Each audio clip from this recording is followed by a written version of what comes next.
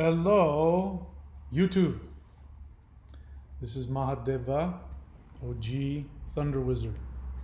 All right, so today I want to talk to you about what is really the most important aspect of any spiritual tradition. And this gets lost. This gets lost in the discussion about spirituality, even, when I spend hours and hours talking about things. This is really what it's all about. So if you go back to the very first religion that human beings ever had, it was always working with those that had gone before, the ancestors. Ancestor worship is the beginning of all religion. And you can understand that. If you have any family members that have passed away, you can understand wanting to stay connected to them, wanting to have their blessing and their influence. But it goes even beyond that. The ascended masters, many of which will be some of your ancestors, the ascended masters are the ones that empower you. They are seeking to develop a channel of energy between you and them. And they are seeking to continuously download energy and information to you on a constant basis so that you will ascend. They want to help you become like they are. So in every tradition, everywhere in the world, you have some form of higher dimensional beings that take a very special place. And I'm not just talking about the gods, that's different. We're talking about higher dimensional beings that work directly with nature, that are seen as being very magical, very powerful, very wise, and even maybe a little bit frightening. And just from the European pre-Christian tradition, there are elves. In the Germanic tradition, you have elves. The word elf comes from the word which means shining. So they were seen as these bright, shining beings. You have fairies in the Celtic tradition. Every tradition has some equivalent of this.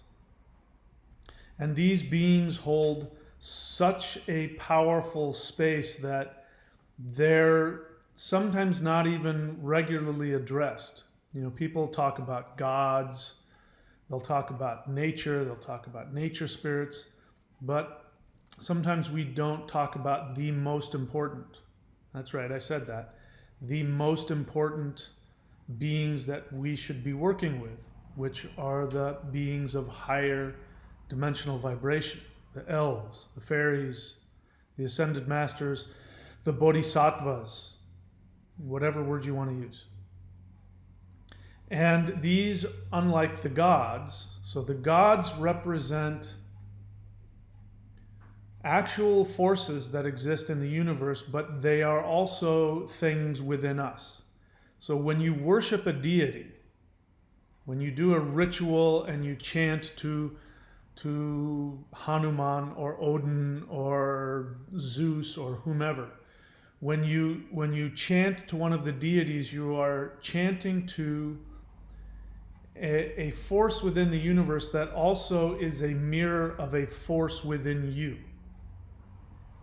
So for instance, if you were to worship Hanuman, as we were talking about last time, Hanuman, one of the, probably his most famous image is he has stuck his hand into his chest, he's torn his chest open, and he shows Rama that in his heart is Rama.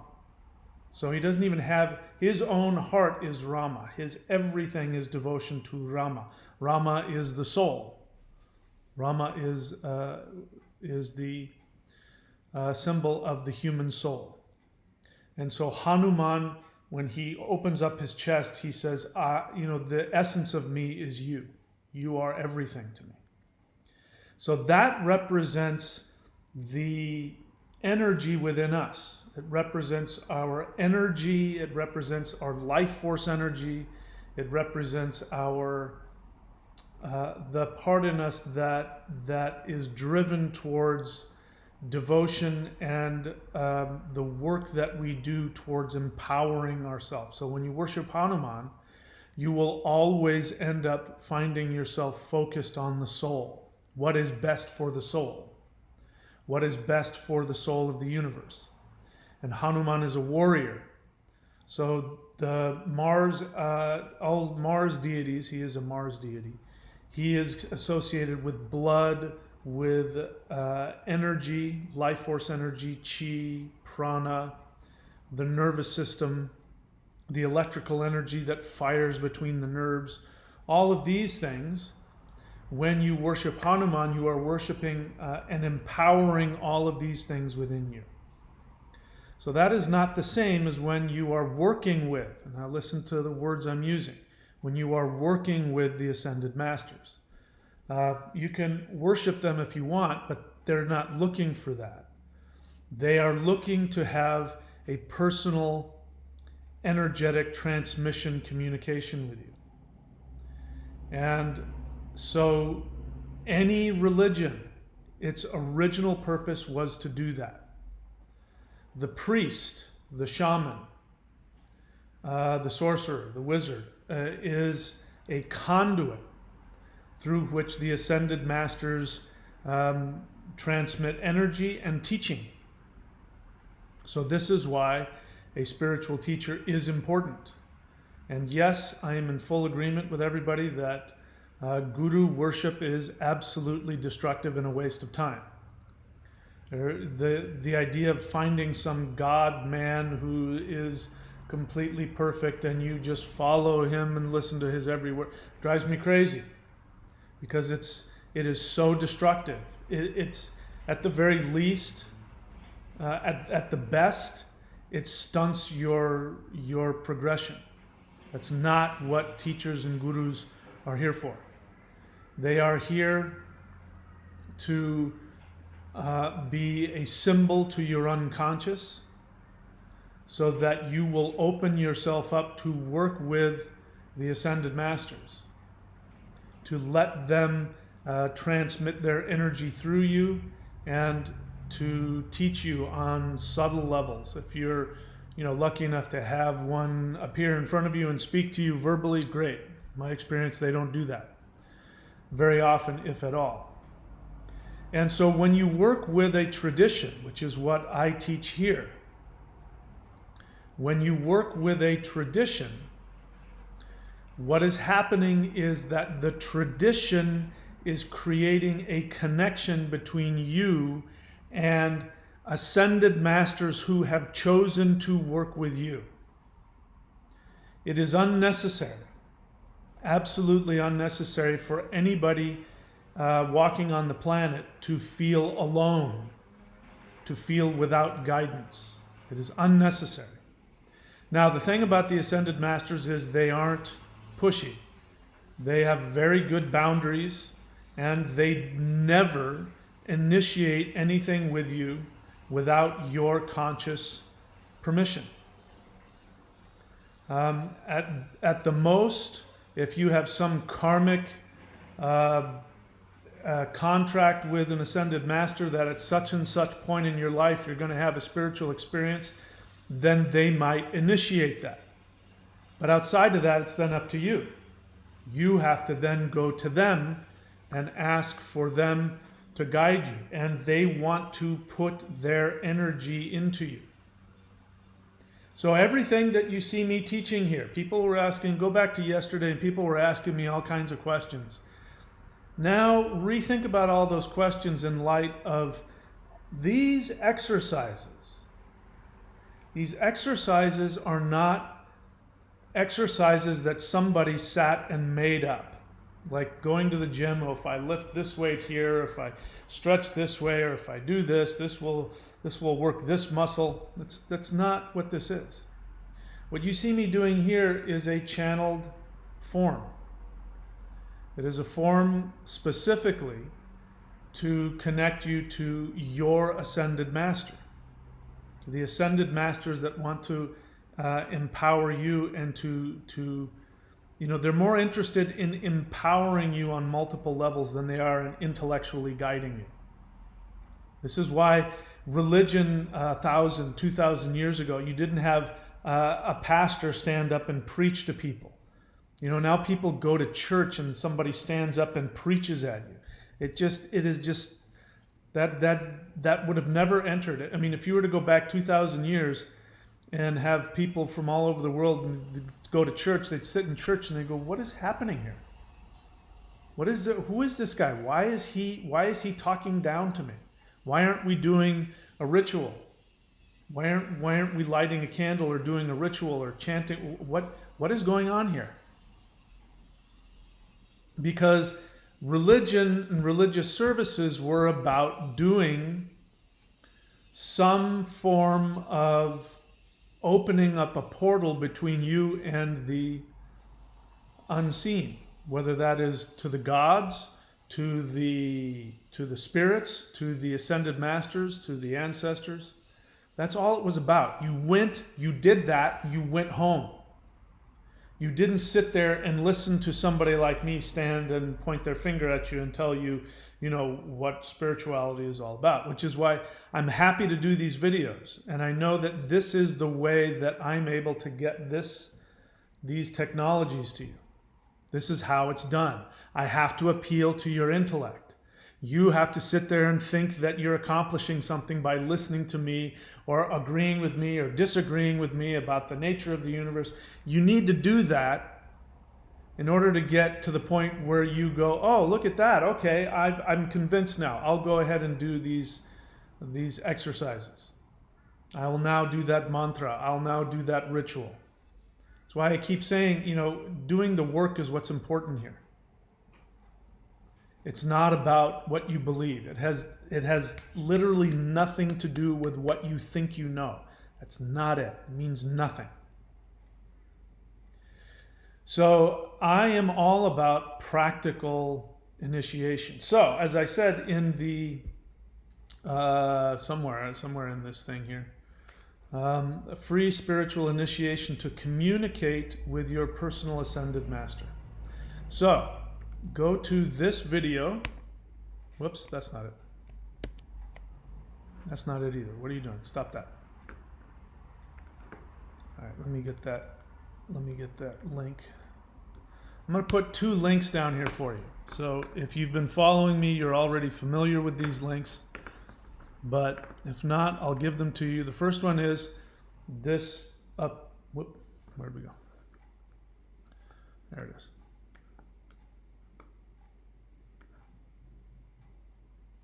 I'll give you a very simple but very powerful energy practice. Those of you who have done it, I'm breaking all kinds of rules by giving this information out. This is not something, what you see here, that you see me up here doing there. That is something that normally would be held for years. You would have to train with somebody for years before they would teach you that. But those movements are specifically designed to connect you directly with the ascended masters of this tradition. So if you are attracted to what it is that I'm doing, there is a possibility that there is a karmic contract between you and the lineage that's working through me. This is why in ancient times and in other parts of the world, you don't just go to church or go to temple or something like that. You go and you work with a specific tradition. You receive an initiation. We have symbols of that now. That's what the baptism is. When somebody is baptized in the Christian church, that's all. That's a holdover from what used to be an initiation into the lineage of ascended masters of that village, that tribe, whatever it is. If you want to train in some yogic tradition, you want to train in some qigong tradition in the eastern parts of the world, you get initiated and you work specifically with a teacher. So people were asking me yesterday, is it okay to do your stuff and do other people's stuff? For me personally, I don't care. I don't have an ego about you working with me only. But to answer that question is that it's not in your best interest to do that, because you are working with two different lineages.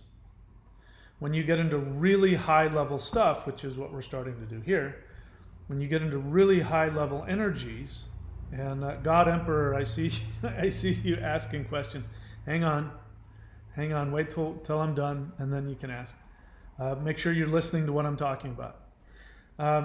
When you get up to these kinds of things, you're working with a specific lineage which has a specific energy vibration to it. There is no one religion. There is no one path. Everybody is different. And everybody has a different orlog, a different destiny, a different dharma. Something that they've come here to experience and they've come here to learn. And if you're not plugged into the Ascended Masters, it's like walking around with your phone. I've got to plug my phone in every night when I go to bed so that when I wake up, it's charged. This laptop that I'm using, I have to keep it plugged in all the time, charging up so that I can, stay on my laptop all day. If I unplug it and go lie in bed, and, after a few hours, I got to plug the thing back in. This is what working with an Ascended Master is. So that Ascended Master Qigong is there for you. That's very advanced. If that's a little too much, or you don't understand, or you're a little frightened, that's okay. Here is let's see, I'm just going to go get it. Here is the one practice that if you do, this will connect you directly to the lineage that I work with. Let's see, is this what I want? Hang on a second here.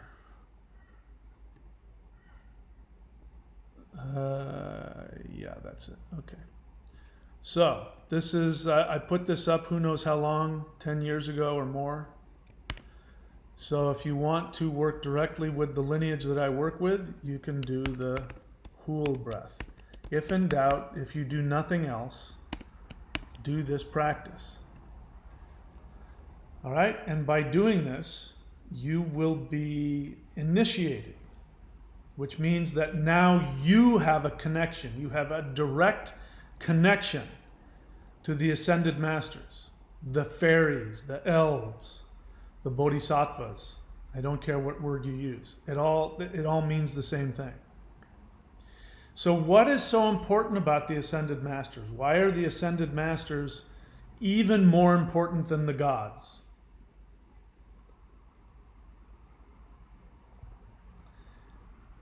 We live in a multiverse. So unlike the Abrahamic tradition, which basically says that God, created man in his image, and the whole point of creating the world was creating this man, which is supposedly made in God's image, but God doesn't have an image. And the whole point of it is so that that man could then worship God. And the whole point of the universe was so that God could create people to worship him. Sounds pretty narcissistic, doesn't it? Before all that came about, by the way, Abrahamic monotheism did not exist anywhere in the world. So the idea of the one God did not exist anywhere in the world until 350 BC. Everything you've read in the Bible about Abraham, Isaac, Moses, all of that is fiction. All of it. It wasn't until even the Hebrews. The Hebrews are descended directly from the Canaanites. So that whole story about Moses and Joshua wiping out the Canaanites is really a mythological way of the Canaanite people redefining themselves. So they've destroyed and erased their own history in a very violent way, and then created this new religion which was worshiping the protector god of the Canaanite people, which then became Israel. That's all that is. Before that, there was no such thing anywhere in the world of worshiping the one God. It did not exist. Even when you look at Hinduism and others where they talk about Rama and Vishnu, and they talk about God, when a Hindu uses the word God, they don't mean it in the same way that you do. They mean the divine spiritual force. When you worship Rama, you're actually worshiping your own soul. When you worship Krishna, you're worshiping your own soul. You're not worshiping something outside of you. So when you hear these people use the word God, it doesn't mean the same as it does to you, if you're a Westerner. So worshiping the gods isn't even as important as working with the ascended masters. Why? Because, as I said, we live in this multiverse. There are all kinds of different consciousnesses and energies and beings out there that have their own trajectory, and everything is not completely focused on human beings. The energies that work in a different way, they have their own trajectory, just like all the planets. I mean, there's only one planet in the known universe that has life on it that we can detect, which is ours. And the universe is so massive that even if conscious life were a regular occurrence, which it very well may be, that the incredible size of the universe would make it literally impossible for there to be one form of life close enough to another planet that had life on it to communicate. In fact, the planets that have life on them are probably so far away that the light from their solar system will never reach us, because the universe is expanding. In other words, it would be literally impossible in conventional physical ways to even connect with them. Even if you were to say that the universe is filled and that conscious life is a regular occurrence, it would be impossible. It's not that's why, if you're expecting men from Mars or men from the next galaxy over, it's just, the odds are just too infinitesimal because the universe is so big.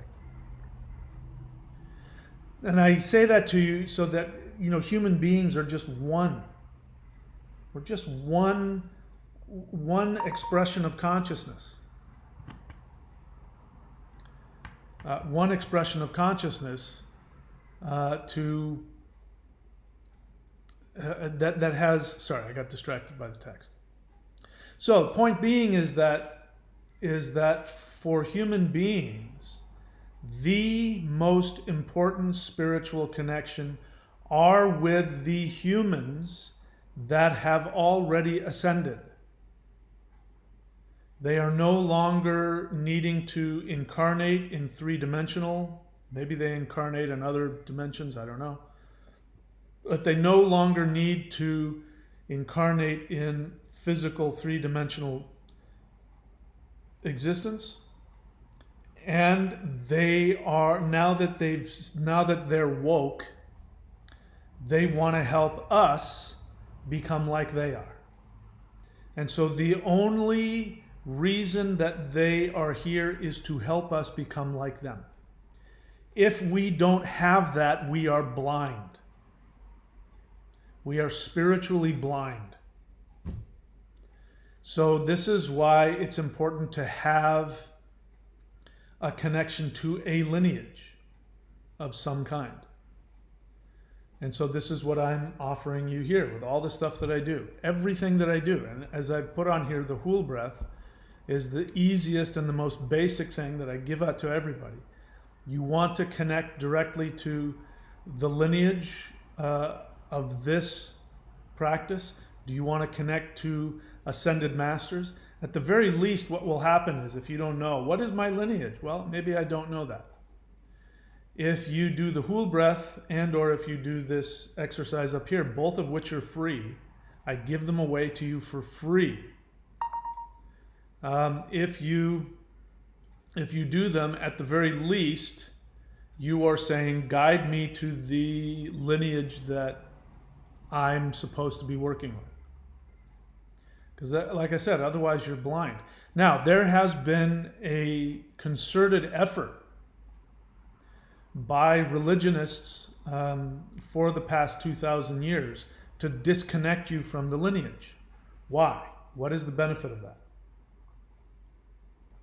Well, part of it is because of what we're here to work through is our unconscious resistance to our own evolution. So a lot of it is expression of that. Everybody has that. We talked about it yesterday. Watch yesterday. People were expressing their resistance to committing to the practices that some of them that have paid for. They've paid for some of these services and some of these teachings, and they're struggling with it. And I said, you paid for it. Why are you resisting it? But that's part of our development. That resistance, just like going to the gym, you want to get healthy, you want to have better stamina, stronger, better whatever, you're going to have to push against the resistance. It's challenging. So that is part of our psychological and spiritual resistance. The resistance comes up in us, and we have to do the opposite of that instinct and stay committed and do the work. But the other aspect of it is that as we've moved into this period now, again, past 2,000 or 3,000 years, where we live in empires, which didn't exist again, that none of that existed until about 3,000 years ago. In order to have an empire, you need to have a population of people who are sheep, who are cogs in a wheel, who are part of the machine. In order to make them compliant, you take away their spiritual power. Because my ancestors used to do it, but people are more aware of Native Americans who would go off into the wilderness, and it was called, what did they call it? I forget what they called it. But you'd go off into the wilderness. If you were becoming an adult, you'd go off into the wilderness and sometimes you'd fast or whatever it was, until you had some kind of experience with a spiritual being that gave you either a vision or a sign or something, or you met your totem spirit or whatever the heck it was that gave you a direction in your life, which was about your soul. Now, if you've got people that have that ability, they're going to be far less likely to be able to be controlled. So in order to control them, you disconnect them from the lineage. You disconnect them from the ascended masters. And in my ethnic tradition, which is Norse,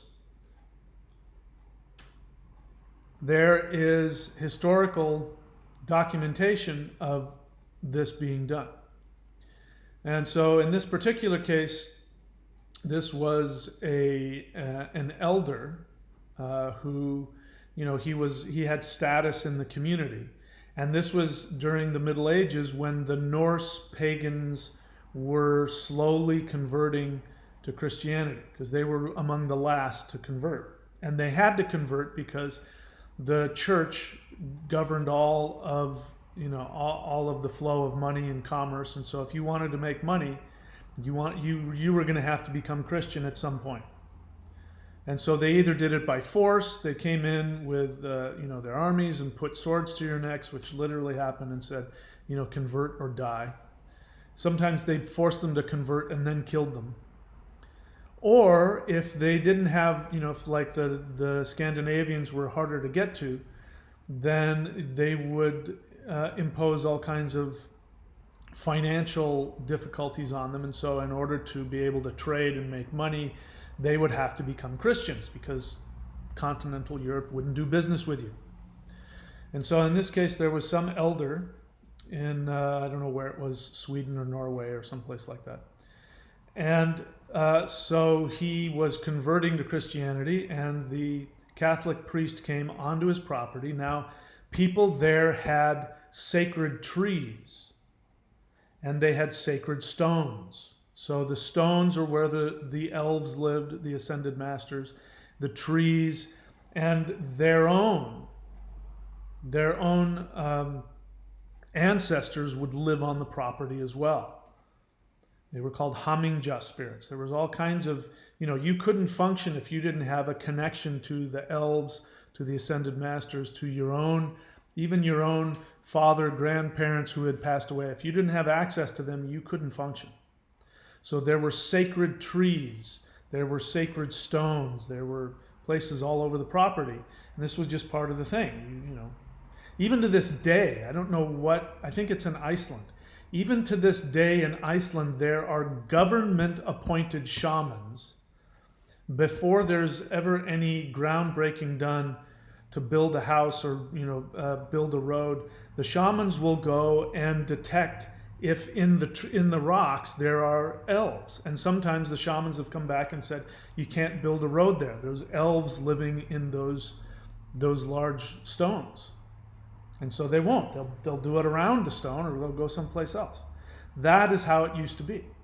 So back in the Middle Ages, somewhere in Scandinavia, this guy wants to become more wealthy. Just to survive, he has to become a Christian. So the Catholic priest comes out and he takes the holy water and he's chanting his thing. He's casting the demons out.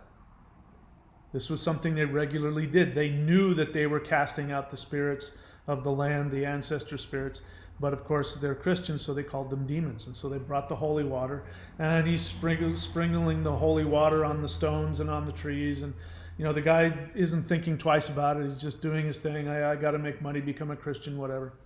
And he goes to sleep that night, and his father or his grandfather, I don't remember which, appears to him and says, "What are you doing? Why are you driving me off the land? I'm here trying to help you. What's wrong with you?"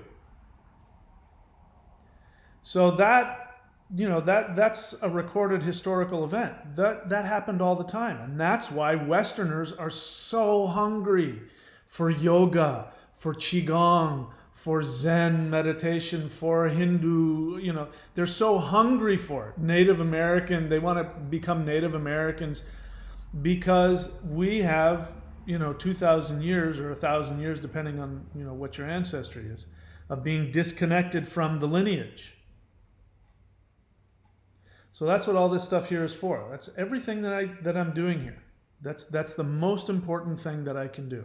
Working with runes, working with mantras, all of that is designed to get that connection going again.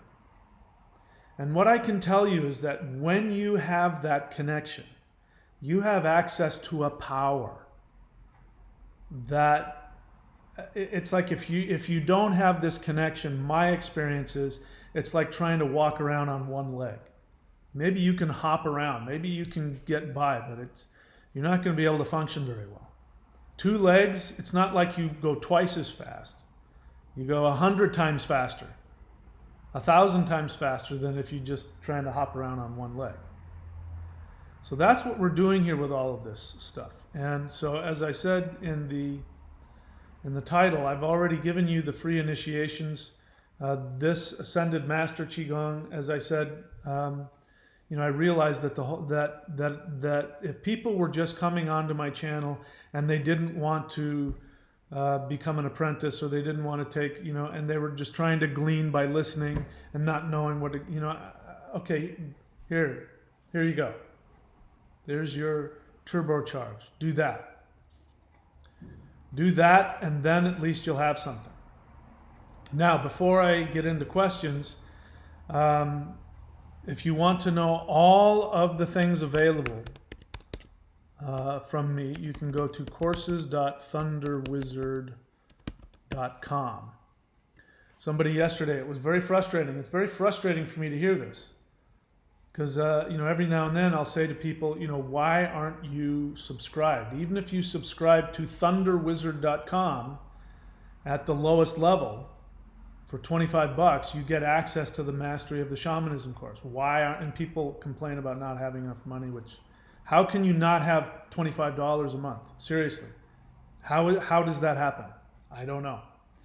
And somebody said, $25? I thought it was thousands of dollars. And it's frustrating because I used to have, all of, like you see in this, you see all the links, that I have up in the corner. I used to have all the links in the corner.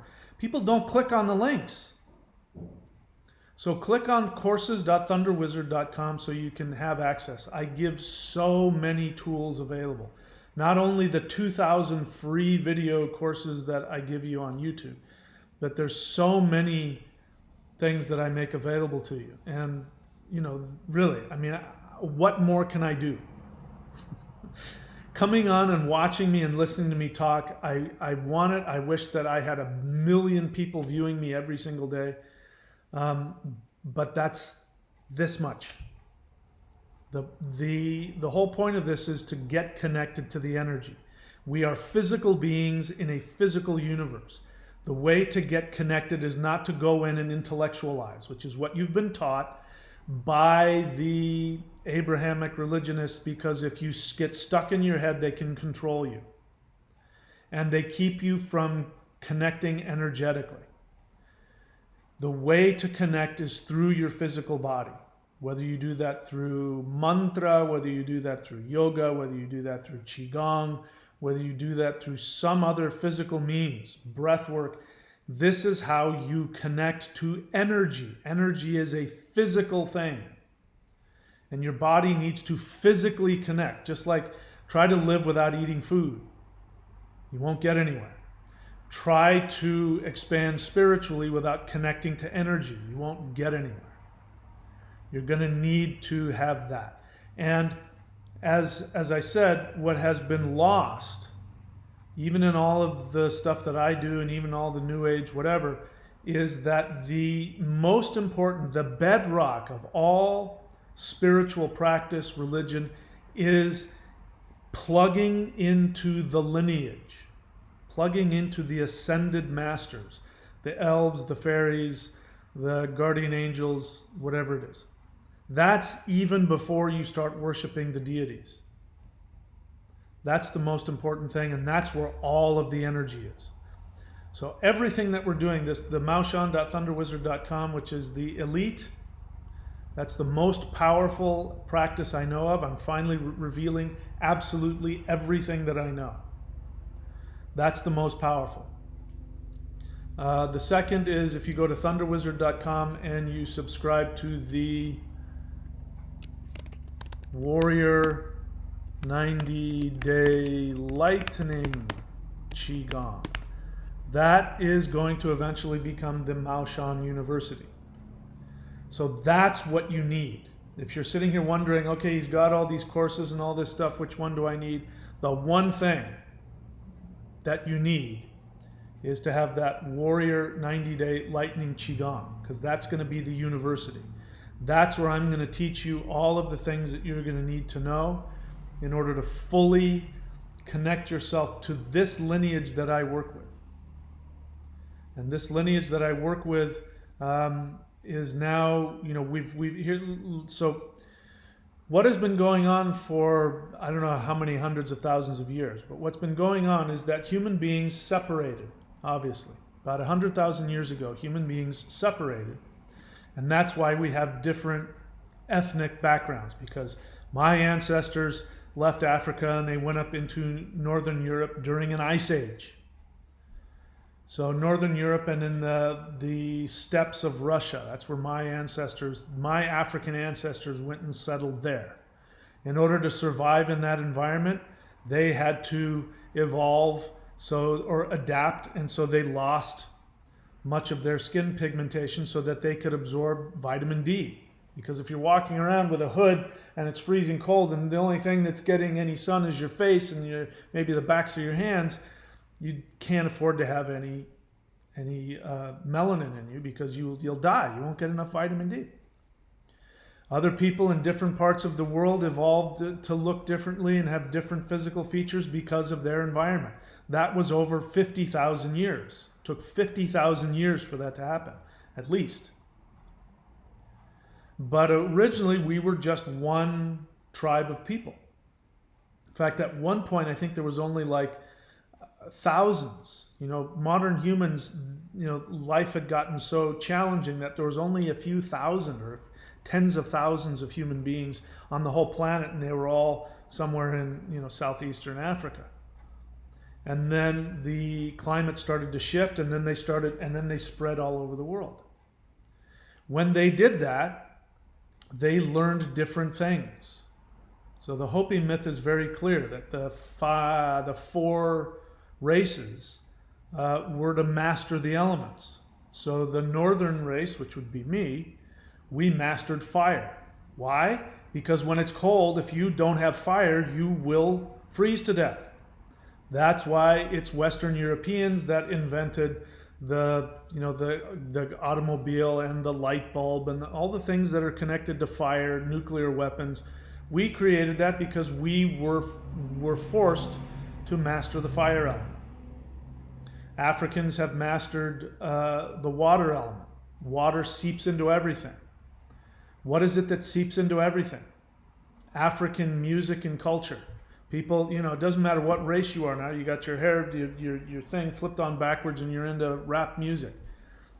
Everything, when you turn on the radio, every single song you listen to, unless you're listening to country music, every single song you listen to has its roots in African music. It's like water, it gets everywhere. The Chinese, the East Asians, they mastered ether, they mastered qi. That's why if you want to learn qigong and those kinds of things, those guys have mastered it. The East Indians are still connected through the Vedics, are still connected to the northern race, so they've mastered kundalini, which is fire. Native Americans have mastered earth. These are the four elements. And so that's the only thing that differs between us. But now what has happened, what is happening in this thing that I am bringing to you, is all of the elements are coming together now. And I'm getting all kinds of chills as I say this. We have reached that level of our development where human beings must now unite that knowledge, syncretize that knowledge, which is why I teach shamanism, the earth, why I teach Kundalini yoga and mantra, fire, why I teach Qigong, which is air, why I've mastered African drumming, water. These things now are coming together. And so this lineage that's coming through me is, all of the ascended masters from the different elements and the different races are now coming together and creating a council up there. I'm sure I'm not the only person doing it, but I am the result of that. And this teaching is the result of the ascended masters from all four of the elements, from all four of the races, have come together and are creating a syncretized, extremely powerful practice. And if, my experience is if you do it, talk to anybody who's doing this. There's nobody doing this that isn't having some incredibly powerful experience. For some of them, it's so intense they have to back off. So if you're worried, am I going to get anything out of this? That's not the problem. The problem isn't, are you going to get something out of it? The problem is, are you going to be able to handle the energy that this practice gives you? And I don't care to what extent you do it. If you just do the whole breath for the rest of your life, I've done my job. If you like me and you're an energy junkie and you want to get as much power as you possibly can, then I've given you all of these things here. But first start here at thethunderwizard.com. Go there and subscribe at the Lightning Qigong. Then you can go to courses.thunderwizard.com, get some of the other things, the Celestial Qigong, those kinds of things, practice that. And if you want to get to the elite status of the elite warriors that destroy negativity, then you can go to maoshan.thunderwizard.com. You can do it in whatever order you want. I don't care. All right. So now I'm happy to take some questions if there are any. So, God Emperor, before I had even begun, I had just gotten a few words out, he had to throw his question in there. So, God Emperor, my first continuous thing that I want to say to you is you've got to learn how to listen. You've got to learn how to discipline yourself. I know that you have a very fast mind and your mind is constantly racing. So you're going to have to learn how to discipline yourself and learn to listen. So you don't even know what I'm talking about before you ask the question. The other thing is, I get the sense you're working by yourself. And it's going to be tough if you're going to be doing all this work by yourself. So I don't know who you're working with, or if you've got some kind of a mentor or counselor or whatever, but that's going to be important for you as well. Because otherwise you just get stuck in your head and your head just keeps going and going and going. All right, let's see your question. Is the universe punishing me for wasting the resource? See, that's what I mean. First, I haven't even finished it. The universe isn't punishing you. The universe doesn't do that. Is the universe punishing me for wasting the resources I've given myself? Basically, I've been being dishonest with myself and everyone around me, and I've noticed I've felt worse all around. The universe doesn't punish you. It's not how it works. There's way too much in that. I can't even get in that. I think you have a therapist. You need to be talking with your therapist about why you're being dishonest. I don't know what that means. What are you being dishonest about? I don't know. But you need to figure out why you're doing that and how you can overcome that. But the short answer to your question is no, you're not being punished. If there is a punishment aspect, you're doing it to yourself. So just be kind to yourself. Stop beating yourself up. The God Emperor thing that you hold on to. You think that what you want is to control everything. But really what it is you're beating yourself up. You're constantly criticizing yourself, and the God Emperor that you want to be is actually your internal self communication, where you're telling yourself you have to be perfect all the time. You're trying to control yourself all the time. It doesn't work, so instead you try and control everything around you. But it's the weakest thing you can be. Being God Emperor is the weakest place, where you have nothing and need nothing, and yet everything flows through you. You're vulnerable, awake and aware. That is the place of power. So I'm going to suggest maybe you change your name from God Emperor to something else. Something that will vibrate more on, just being comfortable with yourself, just being okay being human. Just let yourself be there. All right, what else?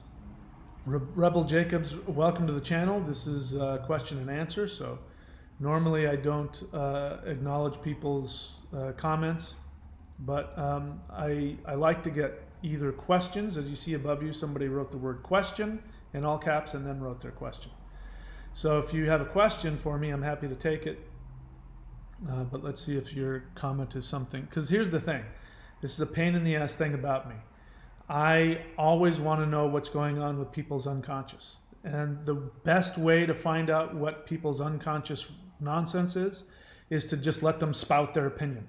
So when people come on and they spout their opinion in a comment, it has the opposite effect on me. I know the worst about you.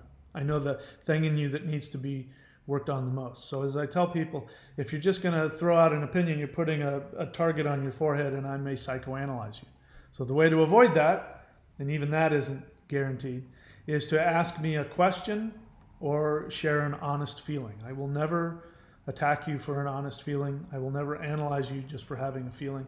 Having an honest feeling allows us to stay in that vulnerable place that I was suggesting that God Emperor have, which is staying in the place where you are connected to everything, you have everything, but you need nothing. That comes from a state of vulnerability, not from a state of superior, control. So Rebel Jacob says, I have a relationship with a being that sounds like you describe. I always think of him as an elf, though that's just the closest thing in the D&D world. Laugh out loud. This is all very interesting to me. Yes. So, the way we know of elves now is through Lord of the Rings, and through D&D and stuff like that. And that is a result of two things. We couldn't get rid of them out of our culture.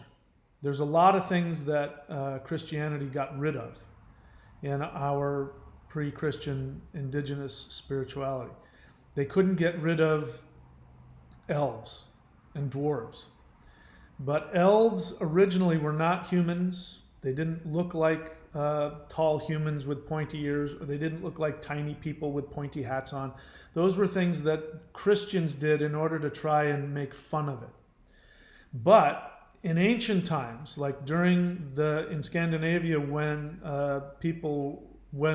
when Christianity was slowly taking over, Christian missionaries were going to places like Sweden and Norway, and they were trying to convert people to Christianity. And in pre-Christian Norse culture, it was a spiritual mandate. If a stranger came onto your property, you had to welcome them, because you didn't know if it was a god in disguise, one of the gods disguised as a human being. So their religion was you had to take the stranger in, you had to set them up, you had to offer them food, give them whatever they needed. So, but they had this worship of the elves. It was called Alpha Blot, which means elf ritual. And it happened around the time that we now associate with Halloween. And this is a documented historical occurrence. These Christian missionaries were traveling through wherever it was, Sweden or Norway, and they came across this farm, and the storms were coming. It was obviously fall. It was really heavy rain and storm, and it was dangerous.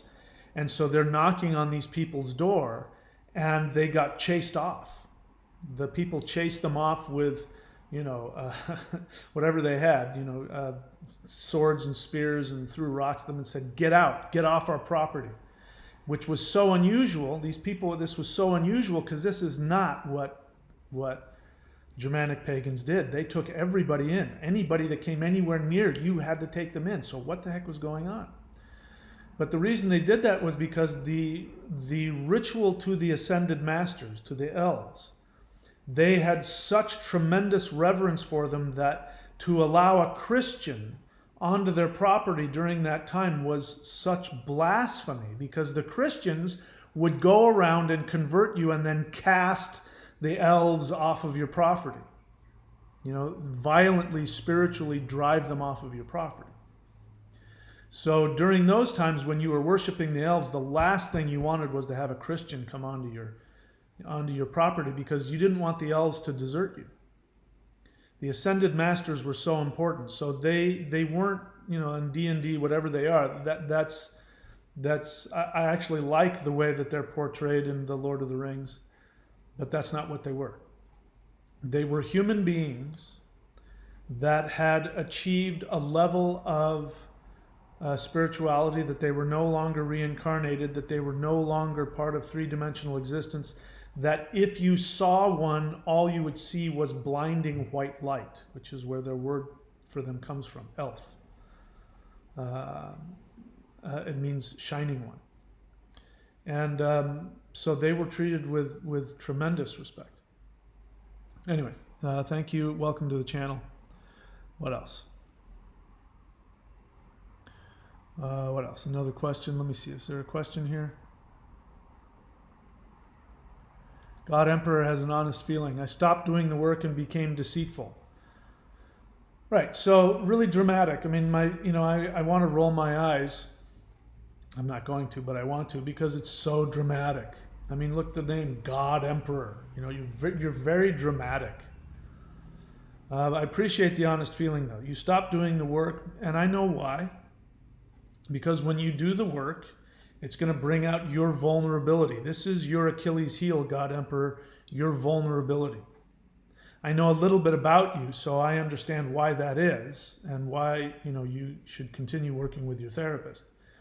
So I understand that that's your Achilles heel. Your Achilles heel is the vulnerability, and it's very frightening for you, and that's a real thing. So you're being deceitful is really just you're resisting. It makes you feel powerful. It gives you control. Lying to people is about control. So when you do the work, you start to feel those feelings on a much deeper level. And so this is your reaction to the fear, which is to try and have control. Okay? Actually, sorry, I'm just realizing I have to respond to this text very quickly. It's my landlords who want to come over and do good stuff to the property I live on.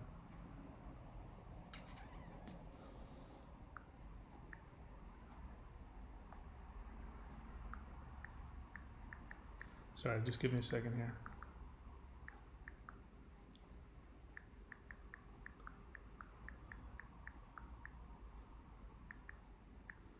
Sorry, hang on. Hang on.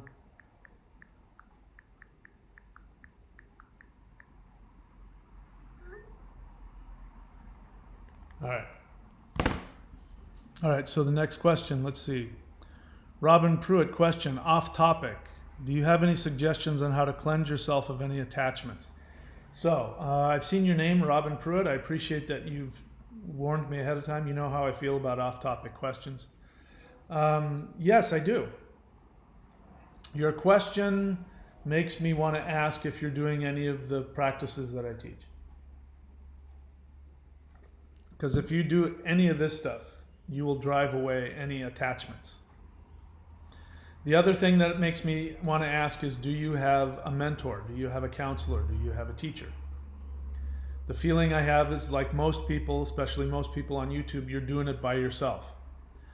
And so you're not capable of knowing whether or not your attachments are even attachments or not. I'm going to tell you that this is coming from somebody. I have looked demons in the face. I have looked at people who were possessed, and I've looked at the demons looking back at me through their altered face. So I'm not saying that this isn't real. It is a very real thing. The vast majority, 99.999% of people who think that they have attachments, who think that they have ghosts, they have unresolved emotional, psychological issues, and they think that something is doing it to them. And it's not. It's purely psychosomatic. This is how powerful your mind is. You have the ability to even manifest poltergeists. In fact, poltergeists usually are not spirits. They're the person's unconscious being manifested. They'll literally manifest, their unconscious issues into a being that runs around the house and knocks things over, or stabs you or pinches you or something like that. It's your own unconscious. So your question leads me to believe that you don't know the difference. You think it's an attachment. You think that you're having some problem that needs to be cleansed. Maybe you do. Most likely you don't. But it tells me that you're probably doing things by yourself. You're probably not doing any of this. And you probably haven't done any of the rituals, or you haven't gotten an astrological reading from me where I give you a mantra and a ritual. You're probably not doing all of that. It makes me want to know if you've read the book or watched the videos on my channel. The Shamanic Secret Commandment to a Perfect Life. Makes me wonder if you've done that. So do I have any suggestions? Yes. But you're going to have to do some work. It means you're going to have to commit to something. Commit to a ritual. Commit to, doing... I have to be able to see myself. Doing this thing on a daily basis. Doing the whole breath on a daily basis. If that's not going to work, then you're probably going to need some kind of counseling. Because I don't know you, but I already know that you have unresolved unconscious childhood issues. I already know that. Because you wouldn't, even if your attachment is psychosomatic, even if it were real, it's the same thing. And the reason why I stopped doing exorcisms 30, 40 years ago, the reason why I stopped doing them was because I became aware that the only way that people were getting possessed or influenced by outside entities was because they were running away from their own psychological issues. Now, it sounds like I'm minimizing it. I'm not. In some cases, when I was doing exorcisms, the only way I could get the demon to leave was to get the person to admit that somebody had physically or sexually assaulted them. And that is what, number one, opened up their aura, destroyed their boundaries, but also created such unresolved emotional and psychological pain that in order to divert themselves from that pain, they unconsciously invited some negative entity to distract them. So even though they're complaining, help me, I'm possessed by the devil, that chaos of being possessed by the devil actually distracted them. And what would happen is I'd drive the demons out, and then I would say to them, listen, you've got to talk to your pastor or your priest or whatever it is, and you've got to get your life together, you know, stop taking drugs, stop whatever it is that they're doing. And I'd say, you got to promise me you're going to do that. And they'd say, yes, yes. And then they'd go back to whatever it was they were doing, running away from their problems, running away. And I don't mean that in, you know, big major problems. I mean, dealing with, you know, sexual abuse, for example, is a big deal. Not dealing with that, you know, I'd say if you don't, it's going to come back. And sure enough, in a few weeks, they'd be possessed again and they'd be asking for my help. And I said, no, I did it. I'm not doing it again. And I realized that these people would be far better off with going to counseling with a psychologist or a psychiatrist than with getting an exorcism.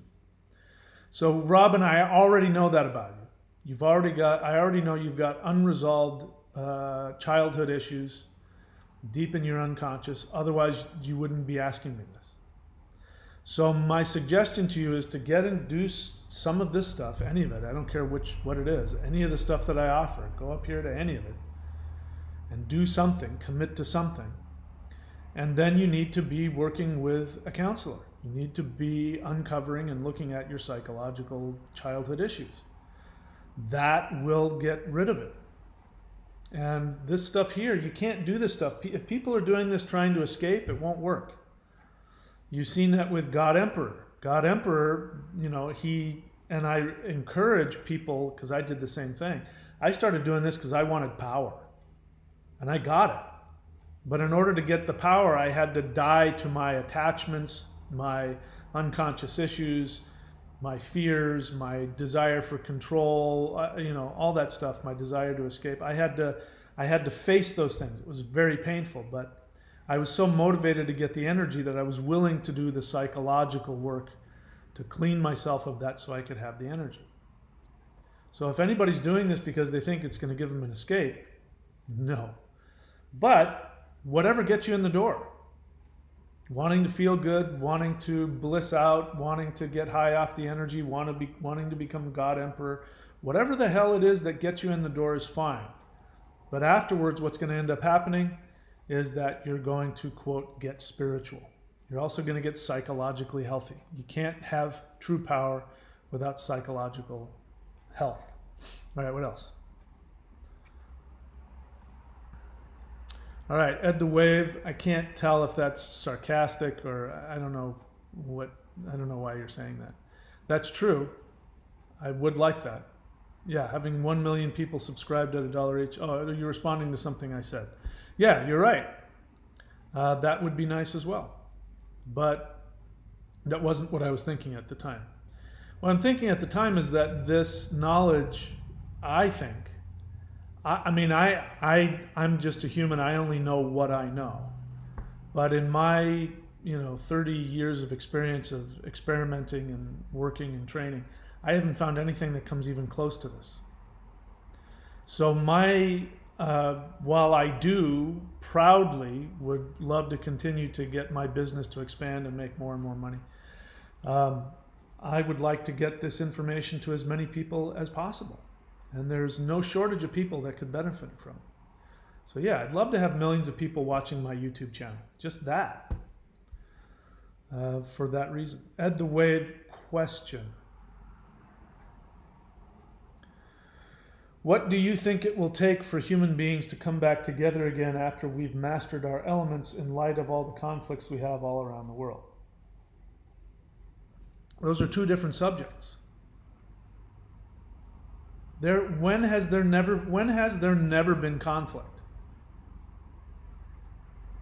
I mean, you dig up skeletons of people 20, 30,000 years old, you're going to find spear points stuck in them. You're going to find bashed in heads. There's always been conflict. It's just, this is everybody's narcissism. Every generation has it, and every generation says, "Oh my God, this is the worst time to be on the planet." So yeah, there's conflicts all over the world, but what does that have to do with anything? That's just the nature of human beings. So what do I think it will take for human beings to come back together again? I mean, we are coming back together. And as we're coming back together, we're doing it imperfectly because this is the nature of human beings. I mean, I grew up I was born in the 60s and grew up in the 70s, and we honestly believed that racism was going to come to an end. We honestly believed that warfare was going to come to an end. That's what the whole hippie thing was about. World War I was the war to end all wars. World War II was the war to end all wars. The Roman Empire, when they conquered other countries, they did it to bring the light of civilization. Everybody thinks that they're bringing everybody together. Everybody thinks they have the way. And, this is just the price we have to pay in order to, white people in the United States, the way they justified slavery was, "Oh, we're taking these savages and we're giving them the light of the gospel." Yeah, we're not educating them and we're keeping them, we're not giving them, adequate housing, and they're working for us for free, for 24 hours a day, but we're bringing the light of the gospel. So, Ed the Wave, there's still some of that narcissism in what you're saying. I know you don't mean that, but what's it going to take for the world to get to the way I think it should be? I mean, it's just part of human nature. So, the point I was trying to make earlier is that racism now is worse than it was when I was a kid. The violence now what happened at the Capitol. I mean, that was absolutely unheard of. That could never have happened at any time in the history of the United States until now. That's how bad things have gotten. So the United States may very well crumble. We may be looking at the fall of Rome. When I saw that, I was like, all bets are off. This country, and even now, nobody can. I mean, people's inability to be able to determine what real information is, that's a sign that something's really wrong. But I'm not freaking out about it because it happens all the time. I mean, Rome fell, so who cares? There's conflicts all over the world. So what? It's part of human evolution. So I'm not expecting that there's going to be this thing where tomorrow everybody comes together. That's a fantasy. Human beings are human beings. And what I've learned is that, my fantasy when I was, that we had, the hippies, we thought it was all going to be, everything was going to disappear now that, we've come to this awareness. And there's this new thing now. People talk about being woke, but a lot of them see it through the QAnon and all that other stuff. It's the same thing. People wake up to their narcissism and they think that they've seen the light and they're the generation that's going to bring another generation comes and it's the same thing over and over again. So human beings are human beings. I don't think that's going to change anytime soon.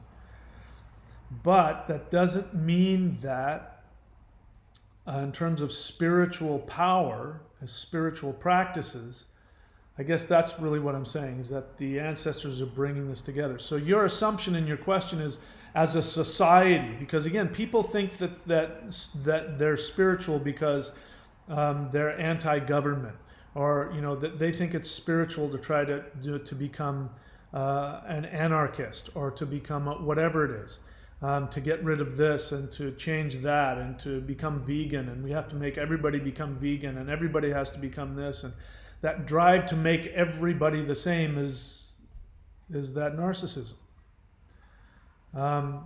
So that's what I hear, the assumption in that question, that in your mind there has to be some, on some kind of political, external, physical level, people have to come to some, what you would consider to be some kind of union. And that's not what I'm saying. But things do evolve. I mean, technology has evolved. Some things have evolved.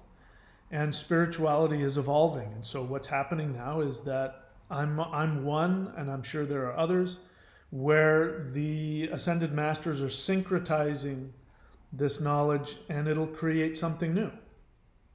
So that's my belief. You know, my belief is I don't expect that while I'm alive that I'm going to become this super famous, you know, worldwide guru. I don't think that's going to happen. I don't think that's part of my orlog. But I do believe that when I'm gone, which shouldn't be for a long time now, but when I've left this planet, those people who have trained with me are going to take this knowledge, and then it will really explode. So my job really is to lay the groundwork for after I'm gone, whatever happens next after that. Ed the Wave, question, comment. It might be interesting to have a $5 a month Patreon tier and just offer the money manifestation video at that level. Why is that interesting? So that's not really honest. Is that your way of saying that you wouldn't be willing to subscribe to anything over $5 a month? For the people who claim to be broke, I mean, here's my experience. On paper, it sounds good. Other channels do that. Those other channels have get millions of views or tens of thousands of views. I don't. So if I had something like that, and I had people literally every time I put up a video, there was 1 million views, I might have something like that. But even if that were the case, I'd be making a living just off of the YouTube advertisements. That's not what happens. I mean, I'm lucky if I get 1,000 views. I'm really lucky if I get 1,000 views. Of those 1,000 views, 10% of that is 100. I would be lucky if 100 people contributed to the channel. But that's not, I mean, what is it, 1 or 2%, if I'm lucky. So the other thing is that what I'm offering is not basic stuff. This channel doesn't have, cute puppies and kittens. And yeah, go on to Patreon and subscribe for $1 and I'll give you a little puppy wink or something like that. I'm offering very substantial things. I think the most substantial spiritual practice that you can get online. And, some people tell me, I feel like they like the fact that I'm esoteric and not well known because they feel like they're in the elite. So the thing is, the reason why the maoshan.thunderwizard.com, why that is so expensive is because you're not going to find it anywhere.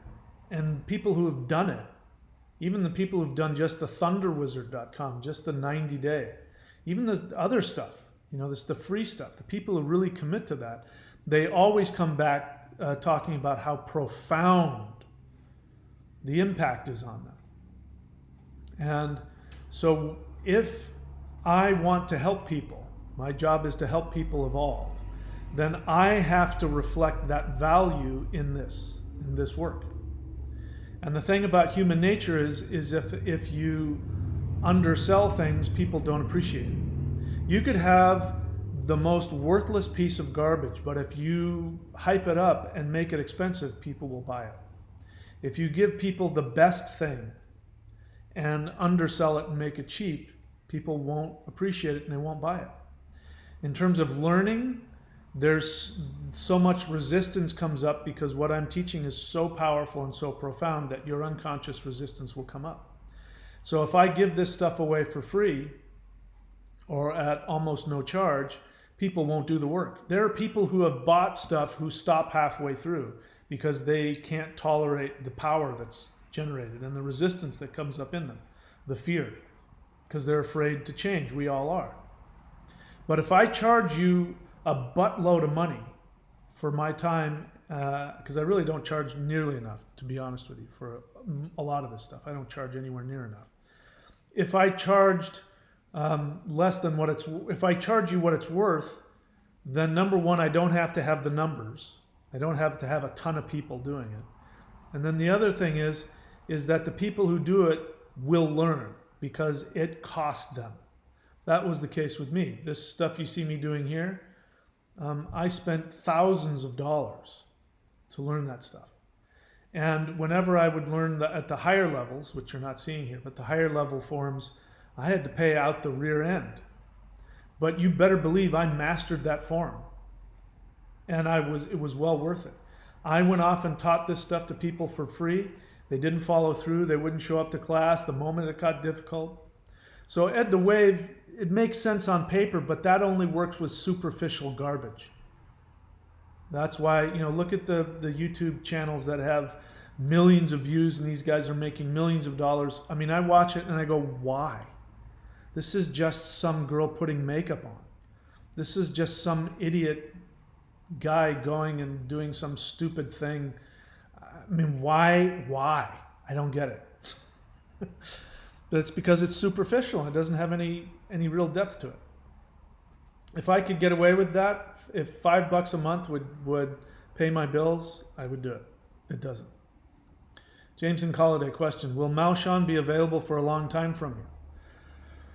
I worry by the time I will have the money to invest, it will be gone. Do you have that intention? I don't want to respond to that question. Not out of any, personal problem, but because I don't want to feed into your fear that you're not going to have what you need. Jameson, you will have what you need. Whatever it is that you need, you will have. The truth of the matter is, this is true for everybody, because I know, because I lived it. Listen, I've been broke most of my life, broken in debt. When I learned this stuff, I had no money. So I always found, if there was something that I wanted, I always found a way to get the money. Whether I borrowed it, whether I, whatever. So the truth, Jameson, is, and I'm not telling you have to do this, but the truth is, if your life depended on it, you'd find the money. Right? You're educated, you're smart, you'd find the money.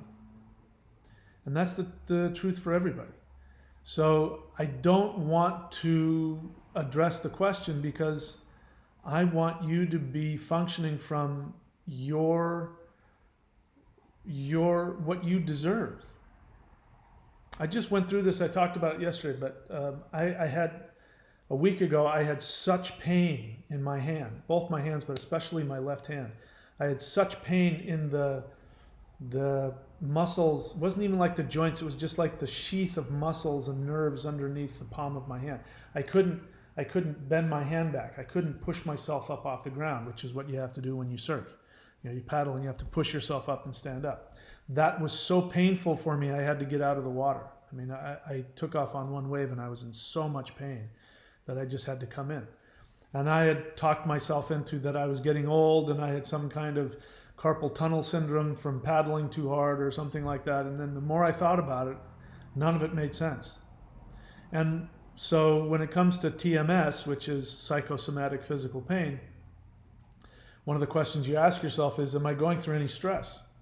And I was, because I was very seriously considering renting a house up the coast, right on the beach. And I could afford it. It wasn't a matter of could I afford it. It was, oh my God, this is my fantasy.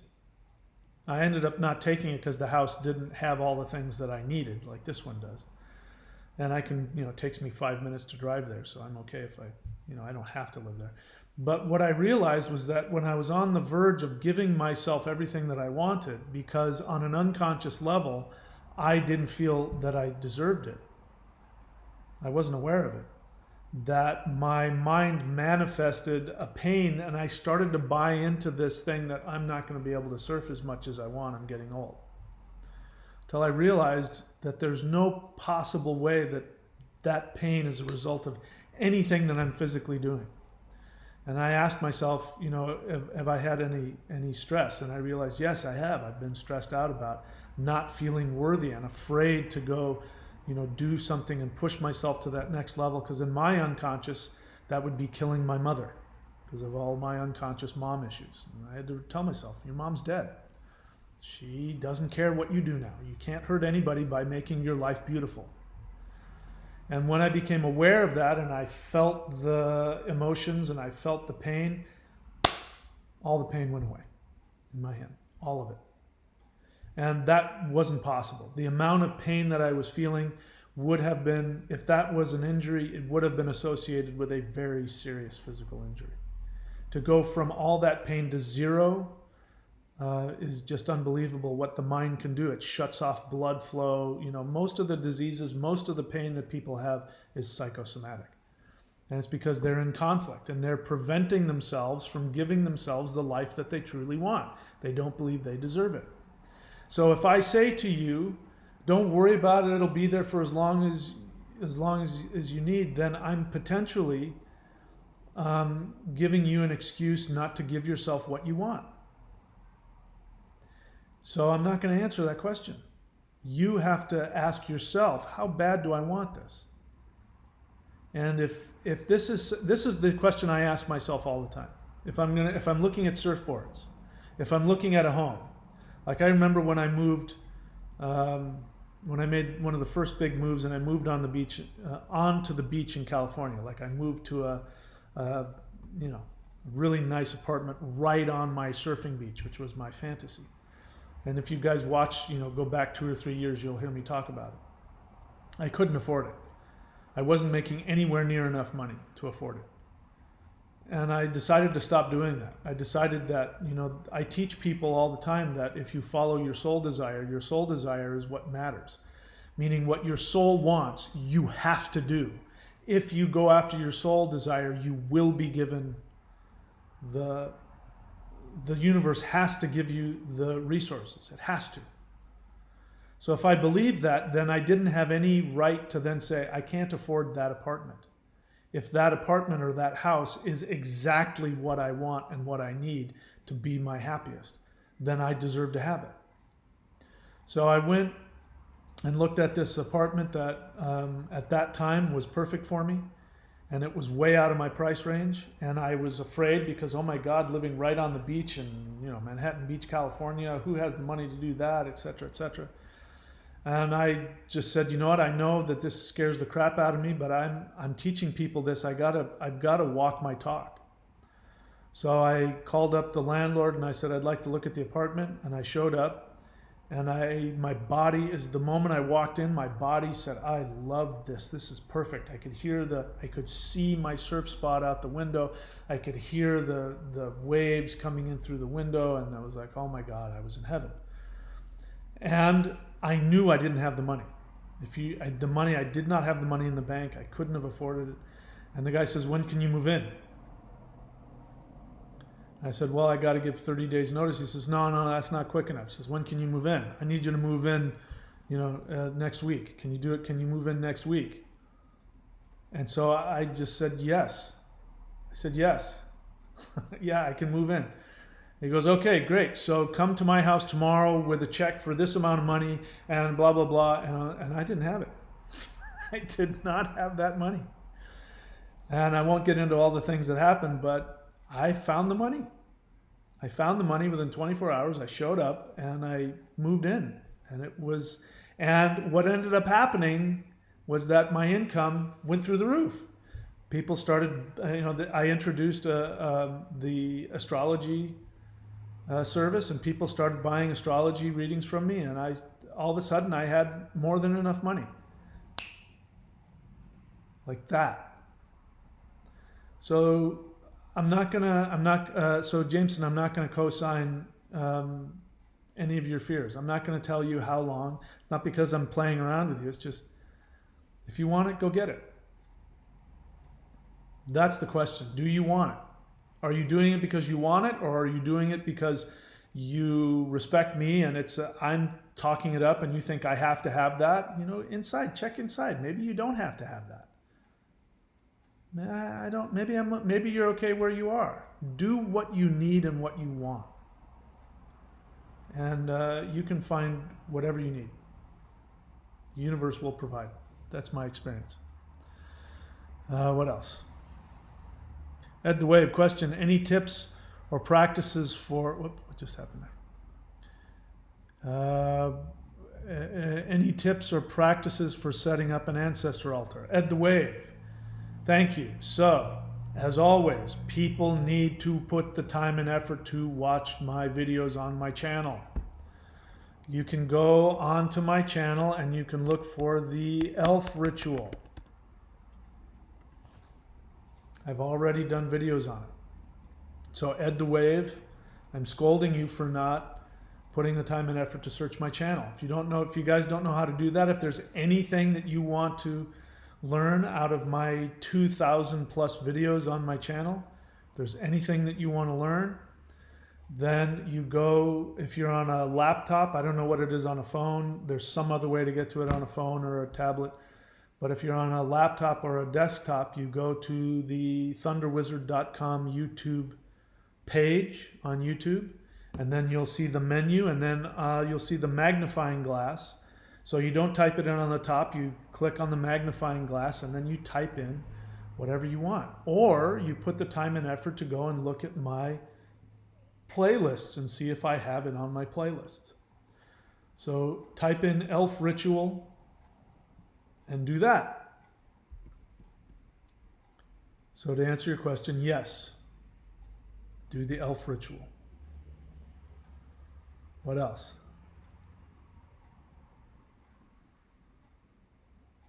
Could the Ascended Masters Elves be part of the altar somehow? Yes. In fact, that's a traditional thing to do. What else? Joe 21.1 question, any comments on overcoming the reptilian's brain? Yes, I have no shortage of videos on that. Just now let me tell you the same thing that I told Ed the Wave. Put the time and effort into researching my channel and you will be able to find that. I do that because when I'm here, I want to talk about the things I'm talking about. As I said before, going into somebody's cooking class and asking a math question, it's really narcissistic. I know this is different and this is YouTube and this is just the way people are, but I want to stay on topic. It shows that you're paying attention, it shows that you're respecting me, that you're respecting everybody else and respecting yourself. But if you do have questions about other stuff and you want to know if I talk about it, search my channel. Baba Junzo question, when I do summoning the Immortals Qigong, I can sort of focus on wood element and that makes it feel significantly heavier and powerful. Is this like when you spoke of becoming the element? Yes. Hidden Blossom, no, okay, I don't know, that's not a question. Boot Whip, Asura's question. So Boot Whip, I strongly encourage you to actually write out a question. I know it might be challenging, but you write a question with a subject and an object and a verb, and you let me know what you're asking. You just threw out a word with a question mark. What am I supposed to do with that?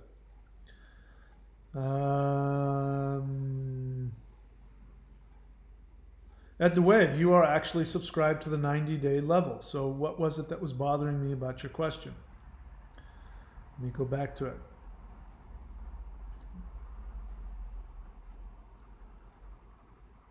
I don't remember.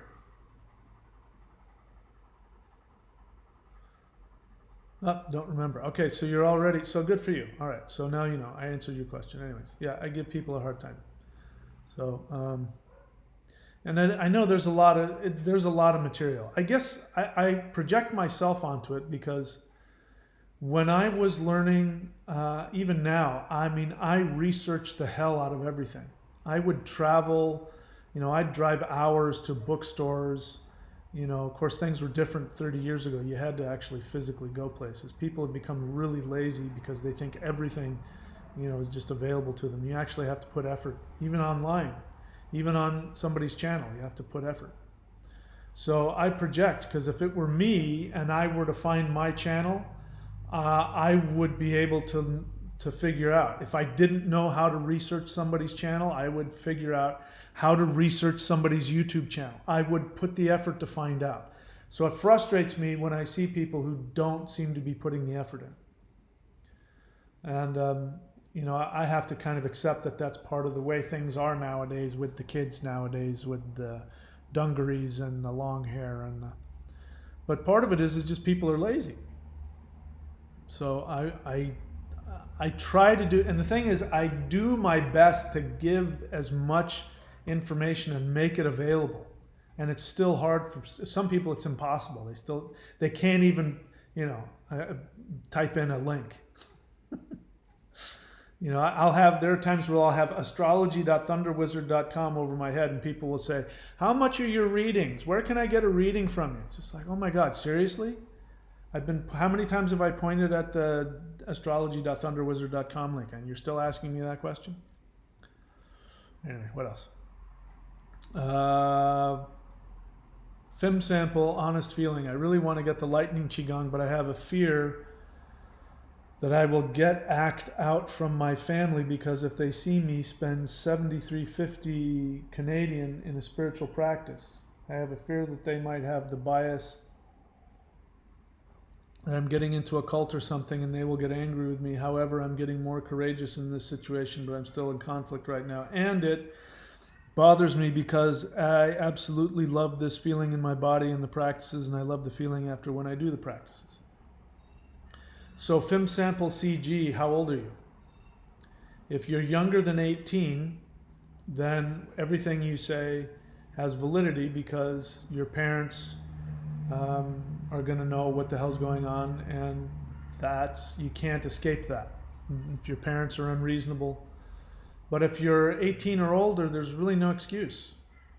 If you're an adult, it's time for you to take your life into your own hands. And you have the power to go and move and live somewhere you want. If you're over 18 and you live with your family, it's none of their fucking business.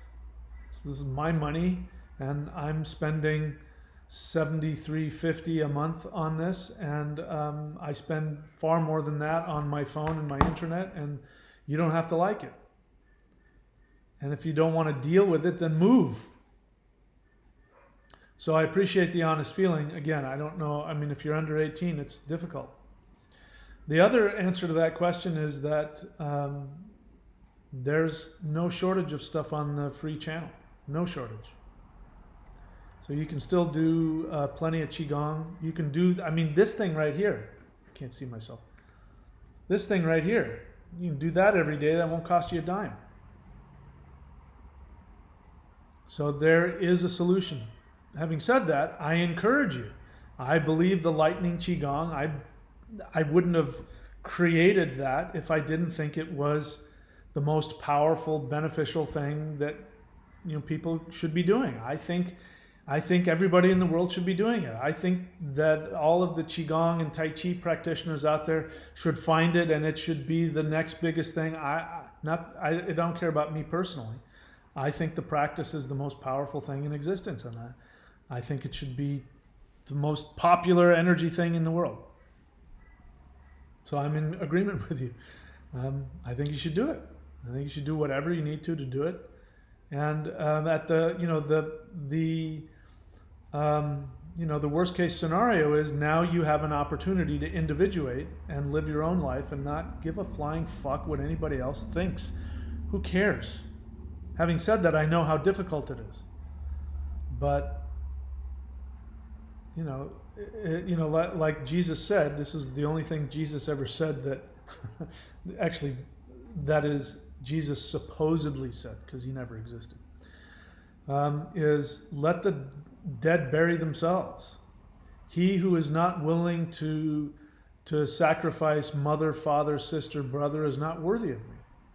Meaning your soul, if you're not willing to have your parents, your family, your friends, your society ostracize you because of something that you need to do for your soul, then you're not worthy of it. And of course, the truth is you are worthy of it. But it's an opportunity for you to grow. I walked away from my whole family a long time ago. I came to the decision, not that this is your case, I have no idea. You know, it might just be, I'm not telling you to get rid of your family. I don't know anything about them. But on the extreme, I mean, I walked away from my family because I realized that, you know, just because I was either, you know, came from their loins or I was, you know, related to them, if they didn't treat me as well as my friends, then they don't deserve to be in my life. And I don't owe them anything. So, I mean, I understand why it bothers you, but who cares? And I'm not saying it'll be easy. You know, if you have to deal with people talking smack about you and giving you a hard time, I'm not saying it'll be easy, but the only thing that matters, the only investment that matters is the investment in your own soul. And surround yourself with people who want to empower your soul, who love you and want to empower you in whatever it is that you do. Taken me 57 years to figure that out. Zach Jackson, I meant to say, he says, I find you so interesting because I have to force myself what you're talking about, but I love you. And then he says, I meant to say I have no idea what you talk about. I wish to invite you over to Vegas and have a one-on-one and say, dude, I need to know what your teaching is.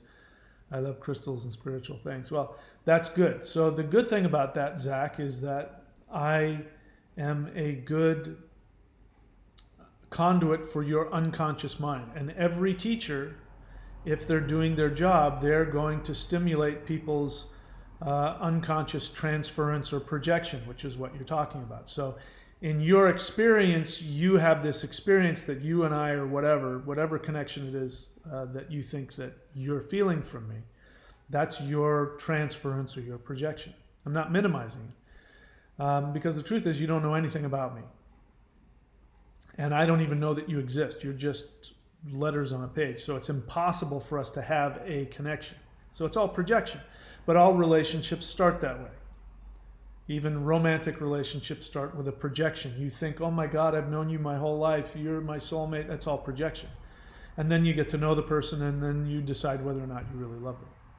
So your desire to have a one-on-one means that you, on an unconscious level, you want to connect with the energies that are coming through me. So in the beginning, when somebody becomes my apprentice, my student, my client, I don't try and talk them out of that. Now, being the conscious teacher that I am, if you pay for my time, I can't have a personal, any kind of personal relationship. I can't be your friend. I can't date you. You know, I can't hang out. I can't do that because if I do that, I endanger you. And I endanger you because there's always an exchange. So if you want to protect yourself, you pay somebody. That's why you should never, not just you personally, but nobody should ever want to have a teacher who just teaches them for free. You should never do that because there has to be an exchange. And if the teacher says, no, you don't have to pay me, I'm just doing this because I want to, unless he or she is doing that out of some karmic, you know, they're giving away, they're doing some kind of, you know, gift to the world, you know, feeding the poor or something like that. Unless they're doing something like that, they will want something from you. You have to. And so this is why it's really dangerous when, like, you've got these gurus who think that they're something and they have all these people, and then what ends up happening? You end up hearing these stories about them sexually abusing their students because they're not having the right boundaries. So Zach, that's never going to happen. I'm never going to come and just hang out with you and go to Vegas and watch shows or be your bud or whatever it is. But I'm not going to talk you out of the feelings that you have, because if you can use those feelings to do the work, you'll benefit. But what happens with real teachers is that their students, all of their students, at some point, either they want to be best friends with them or they fall in love with them or something like that. At some point, then you start to hate your teachers. And that's because the projection that you have, Zach, underneath that projection is some unresolved parental stuff. So when you get past the projection of thinking that you love me and thinking that we're best friends, when you actually do the work and you work with me and you get past that, then what's going to come up is anger. You're going to start to hate me. And that's good, because that's what little kids do. Little kids love their parents until they become teenagers, and then they hate their parents and they rebel. And they individuate, and then they become their own parent. So my job as a teacher, among other things, is to get you to the point to help you parent yourself. And I lose students. So I lose students for all kinds of reasons, whatever the excuses. I don't have the money. Some of them come out and accuse me of saying or doing something that I never said or did. And that I offended them or betrayed them in some way. And this is why anybody that works with me, if you are an apprentice, I say this is an ongoing relationship. And if you're thinking about ending our relationship, then you have to talk about it with me in a paid session. So in other words, you can't just show up and say, I'm not going to work with you anymore, and take off. If you do that, I'll never work with you again. So you can't just say, yeah, I'm going to take a month off and I'll be back in a month. If I know that you're doing that, I won't work with you again. Not because of me, but because of you. Because if you do that, you're not working through the individuation. In order to work through the individuation, you have to, like Jesus said, you have to be willing to kill your parents. You have to want to destroy the relationship. And then we talk about it, and I say, so, let's talk about your anger, and then we can find out, is this real or is this unconscious? There have been times when I've said to people, yeah, I don't think we should work anymore. I think you've learned everything you're going to learn from me, and I mean it. Sometimes I say it because I've determined that they're destructive, and I don't want to put any more effort into them. But more often than not, when I say, okay, so what is this about? We find out that there's fear, and they're about to achieve something. They're about to break through. And their resistance to breaking through comes out at me. And they say, I need to take some time off. I don't have the money. I need to do other things, or whatever it is. And so Zach, at some point, you're going to hate me. And when somebody hates me, then I say to them, good. Not that I want people to hate me. I'm glad that you're conscious of your anger towards me, towards whatever the tradition is, whatever it is. Now the question is, now that you know that I'm human, because that's what it comes down to. At some point they'll find out that I'm human. They'll find out that I'm imperfect, and I am. They'll find that out, and they'll be hurt because their childish projection onto me as being the perfect parent will crumble, and they'll be devastated, and they'll feel betrayed. And so then I say, good. It's good that you have that feeling. I want you to always feel like you can come to me and tell me how angry you are with me and all the things that you don't like about me. You should be able to do that. And then my question to you is there anything left for you to learn from me? Because if there's literally nothing left for you to learn, then I agree, you should go. But if there's something that I have that you want, and now that you've realized that I'm just this pain in the ass human that has knowledge that you want, and you're going to have to put up with me in order to learn it, then I say, now I'm ready to teach you. Because now it's not about us. It's not about your projection onto me and about me having to be perfect for you. It's about you wanting the knowledge that I have. And now I can teach you. Now when I say put this foot here and put this hand here and say this, you're going to be listening to what I teach, and you're going to be doing it instead of trying to either appease me or battle with me, or the things that people do on an unconscious level with their parents. So now, Zach, the question is, why aren't you working with me? Now that you see There's something that I am stimulating in you that has to do with the ascended masters that you want to learn. Why aren't you working with me? Why aren't you giving yourself what it is that you want? The thing about working with students is that if you become my student, you have to pay me money for your own protection. And then I honor those boundaries, and I take your money to protect you. Because when you pay me money, then I only have one agenda. My agenda is to teach you, and I don't take anything you do or say personally because I don't want anything from you. The only thing I want from you is your money. Once I have that, then I'm free. But if I don't take your money, then I'm going to want something from you. I'm going to want approval. I'm going to want love, maybe something more. And then I can really hurt you. Then I have the potential to really damage you. So that's why I will never take a student for free, ever. For that reason. All right, I forgot what else I was going to say. What else here? Zach says, I wish you reached more about crystals. So now, Zach, we're seeing your narcissism. So you said that you love me, but now you want me to do your thing. So that means you don't really love me. You're projecting yourself onto me. If I was into crystals, then you could say, oh my God, I'm into crystals too. We're so alike. I'm not, I mean, I like crystals. I'm not really all that into them. So now we see you don't really love me as much as you think you do. You're in love with whatever you're projecting onto me, which is crystals. Fim Sample, you're 18. All right, so you're old enough now. You're old enough now to move out and get your own place. And you're old enough to have your own money.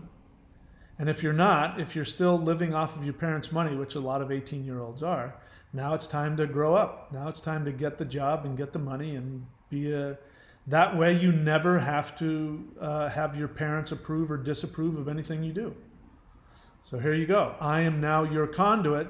I'm the fire under your ass, so you'll get up off your ass and have enough money to go do what you want. You don't have to get anybody's permission.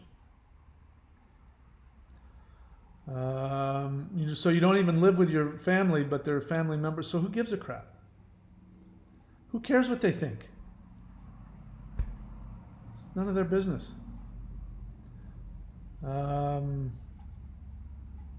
Zach says, I'm 22 and I wish he talked about crystals.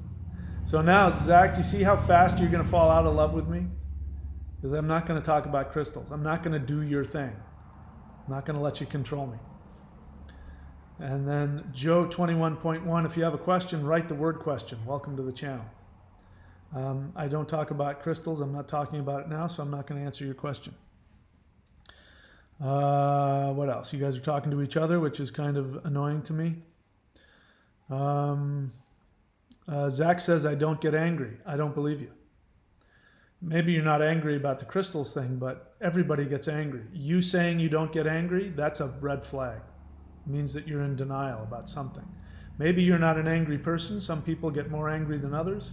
I tend to have a short fuse. I'm no stranger to anger, but everybody has anger. So that tells me that there's some codependence, which again, you are going to get angry with me at some point. I'm going to stop doing what you want. So that's a big red flag that you say you don't get angry. It's you need to. Everybody has to have their moment with anger. What else? All right. So Zach, here's the thing. You've given your Instagram a couple of different times. Wait, what is this?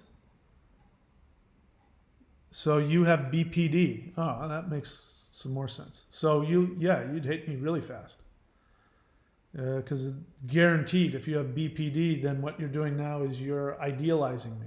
So as you know, the other side of the swing of the pendulum of BPD is you idealize and then you hate. So your hatred for me is coming real soon. The moment that I stop being what you want me to be, you're going to not want anything to do with me.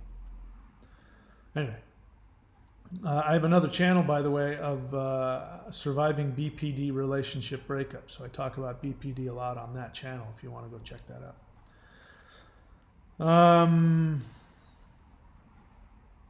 Joe 21.1, I'm not interested in your opinions or your agreements or anything like that. Zach Johnson, how can you be BPD and not get angry? You're in denial about something. That doesn't work. What you just said doesn't make sense. People who have borderline personality disorder have tremendous anger issues. So I don't believe that. Even if you believe it, you need to be in therapy. I would take that to your therapist. I don't believe you. Crafty Raven, if you have a question, write the word question, please. Hello, bro. I have questions about elves, woodland spirits have been in communication with me. And what kind of a question is that? So did you write out a whole sentence? What am I supposed to do with that? If you have a question, write it out. You put all that time and energy to type that in. How am I supposed to help you? I don't even know what the hell that your question is. What else?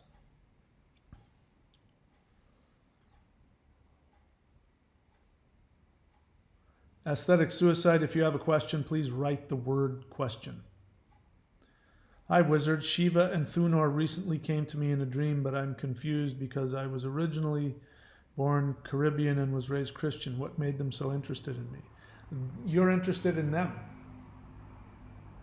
So it doesn't matter. I mean, that doesn't mean anything. I'm obviously as white as they get. I mean, they don't get any more Germanic than this. And I am a master of Yoruba shamanic drumming. And I'm recognized by Yoruba people as being a master of Yoruba shamanic drumming. I am a master of Kundalini Yoga and Vedic mantra. That my ethnicity has nothing to do with that. Now, and I'm also a master of Taoist energy work and internal martial arts. It has nothing to do with ethnicity. Having said that, just because you're of Caribbean descent doesn't mean, if we want to look at the ethnic background, most African Americans in the New World have a percentage, sometimes up to 75% European. You know, they identify, and you know, because of racism, people treat them as being African American, but you know, they have more European than African in them. But even if you're 100% African and you have no European blood in you, so what I'm saying is that there could be an ethnic connection. There could be an ethnic DNA that's drawing you to them. But even if that's not the case and you have zero European blood in you, zero European East Indian blood in you, then it could be a past life thing. In a past life, I know that I was Chinese. I know for a fact I was. I know that I was Hebrew in a past life. So I do have modern day ethnic connections to the Norse religion and DNA connections to it, but there's a reason why when I was 10 years old and I heard the word Tao, I knew exactly what it meant. I didn't even know what the word was, but I just knew exactly what the meaning of the word was because of a past life. I was a Taoist in a past life. Who cares? So you were raised Christian, so anyway, there could be a bunch of different reasons.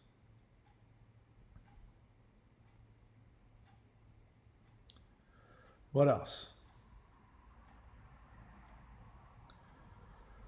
Baba Junzo, question. Is there a specific element form that is exceptionally good for divination or revealing hidden things? All of them. The thinking process doesn't feel right to me.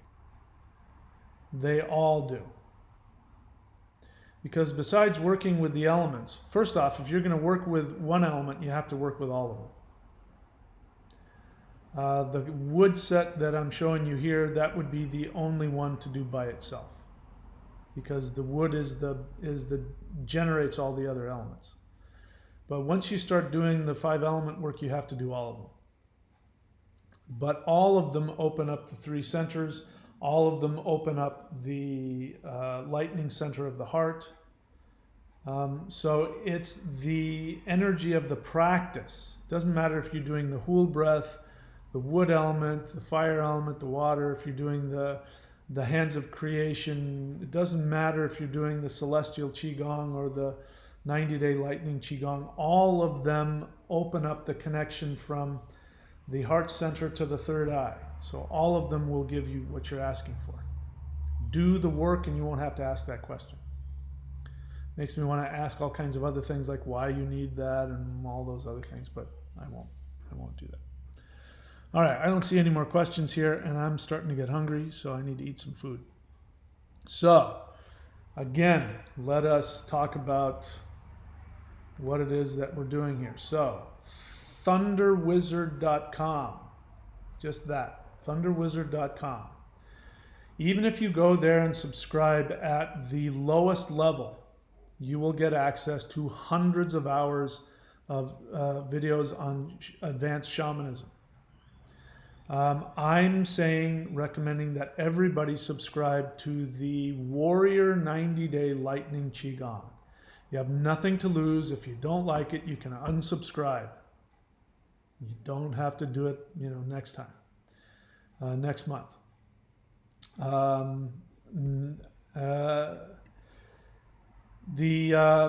any of the other levels, that's what keeps me on here. That's what keeps me teaching. If you want to do the elite thing, do the maoshan.thunderwizard.com. But wherever you are, you're going to need to go to the Maoshan University, which is the Warrior 90 Day. If you're doing these, you're going to have to do that as well. And that, as I said, is the university. If you do that, we are going to be talking about, I'm going to be sharing not only everything that I've ever learned, but I'm going to be sharing with you new downloads that I'm getting, which are even more powerful. Even I'm afraid of the downloads I'm getting, meaning techniques. I'm being shown specific physical techniques and forms that go even to higher levels. And so that's going to be where I'm going to be revealing this living tradition, this living lineage. I'm going to be sharing with you as the lineage is continuing to be created through me, through the ascended masters that are teaching me. All right, let's see what else.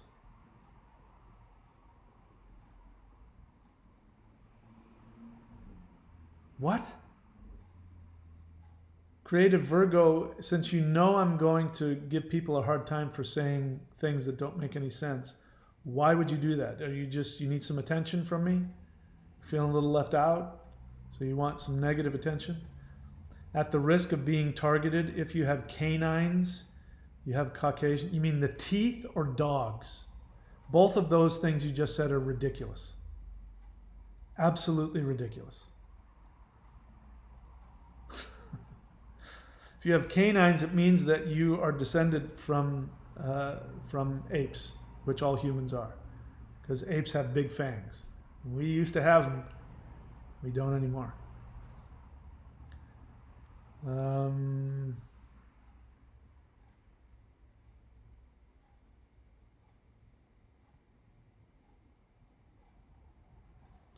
Well, aesthetic suicide says that Thunor told him to buy my products. So there you go. I can't say that, but if I were aesthetic suicide, I would say, and Thunor agrees. Buy Thunder Wizard products. But if that's true, I'm very grateful and I appreciate it. Joe 21.1, congratulations, you wrote question, you followed directions. Two most important things in life are to pay attention and to put effort. You did both of those things. Thank you for that. I'm trying to do deep breathing throughout the day for the chakras. How would I maximize their energy flow through the body? So, welcome to the channel. Now you get to do some research. I think you can even go here. If you want to learn the most powerful thing for chakras, I think I have, I don't know if this is still active or not. Chakras.thunderwizard.com. There's a couple of very powerful meditations for the chakras, but let's see. go onto the channel and type into the search engine for the channel, type in chakras. There's got to be hundreds of hours. First off, your understanding of the chakras seems limited to me. I'm not sure that you understand what they are. Breathing throughout the day isn't what maximizes the energy to the chakras. That's not their function. I'm not saying that you shouldn't breathe through the chakras. Go right ahead. It will only benefit you. But go onto the channel and type in chakras on my channel, and you'll find out what chakras really are. And I'm sure I have something on there. There's some mantra or something, I'm sure, somewhere in there where you can get what you want. Have a practice to empower the chakras. What the hell was that? Oh, it was a bird.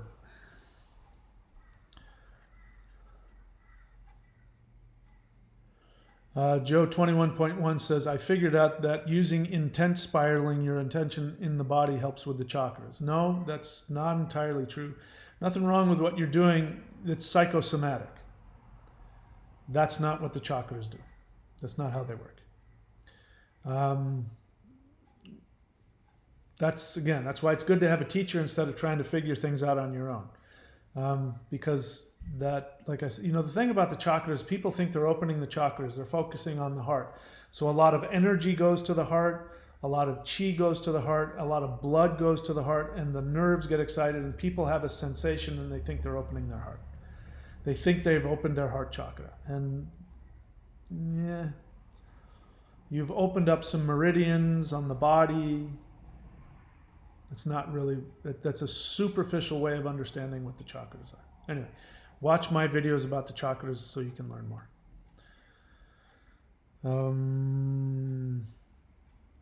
Baba Junzo, why would I want to check out your third eye meditation? I have my own practice. I have my own channel.